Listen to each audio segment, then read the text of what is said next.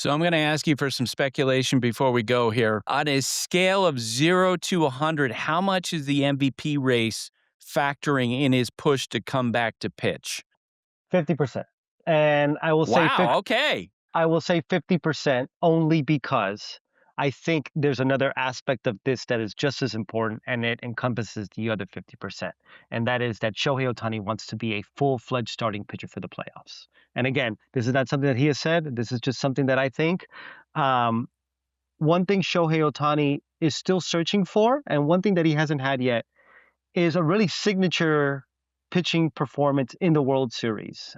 We saw it in the NLCS last year, obviously, one of the greatest, arguably the greatest game of all time.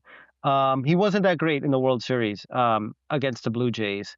And I think he has put in so much work to be a full-time two-way player this year. And I know he wanted the Cy Young badly. He's obviously not going to win the Cy Young right now. But one thing that he can do is be a Cy Young caliber pitcher in October. And I think coming back now, I don't know if forcing the issue is too strong, but you can be sure that Shohei Ohtani wanted to come back with enough time to be built up, not just to solidify the MVP, which I do think is relevant, Buster, but to be a a full go starting pitcher, fully stretched out in the playoffs. I think that's what he wants. I don't think the Dodgers need it that bad, but I think that's a major goal for Shohei Ohtani.